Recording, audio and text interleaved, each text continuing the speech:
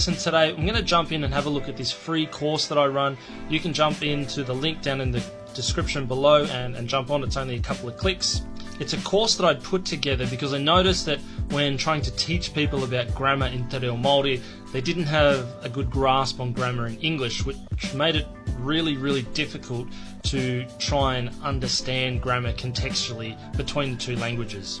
So I've put together this really basic course. It's got a key focus on English grammar with a bit of a sprinkle of Te Reo Māori in there as well. By the end of the course, you'll have a better understanding of grammar in English, which will make the application of grammar in Te Reo Māori much easier. Alright, so when you sign up, when you log in, you'll come to this screen here, Grammar Basics for Beginners, and you'll see that there's 10 parts down here.